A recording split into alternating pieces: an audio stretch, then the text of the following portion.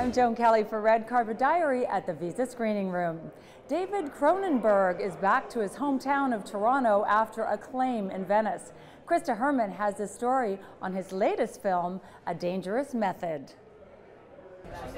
Viggo Mortensen and Michael Fassbender star as psychiatrists Sigmund Freud and Carl Jung.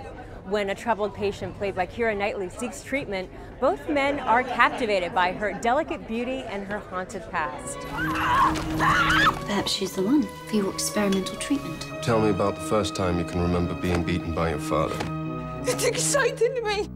And how is your little Russian patient? There was the most dramatic improvement. Is she a virgin? Almost certainly. If you ever want to take the initiative, I live in that building there.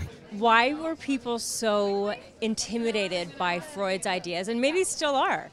By Freud, well, first of all, he was a genius. I mean, he was a brilliant man. He was also very charismatic, and he was very persuasive. He really was very seductive. If you read Freud, you see how clear and how I mean, he was much clearer about his own thinking than people who have commented on him. You know, he's very capable of criticizing himself, and he was really a titan. I mean, he was so well educated, so deeply cultured a man, and very passionate as well, and obsessive, and a powerhouse. You know, really a brilliant man. How did you prepare to play Mr. Sigmund Freud? Well, I read everything that I had read before about him and by him. Reread that, and then I read everything that I hadn't read about him and by him, which was a lot. I was lucky that I had just enough time to go to the place where he was born. I went to Vienna, spent some time there where he lived and worked for decades. Went to the place he died in London, and just tried to, you know, do what I usually do. But in this case, I had a special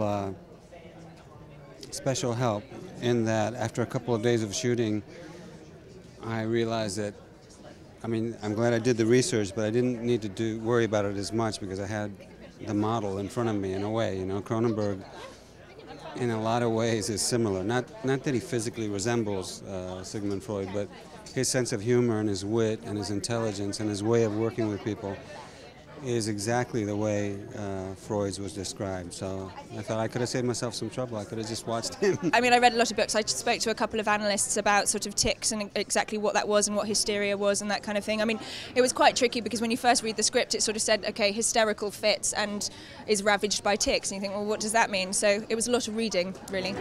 There's a rumor you've taken one of your patients as a mistress. Surely you didn't think I'd let you go without putting up a fight. Sometimes you have to do something unforgivable just to be able to go on living. David is such a giving director, and he's just such a wonderful person, and his art is so thought-provoking. It was a great experience for me. It was wonderful. Sex. Male. Family. Child. Divorce. No.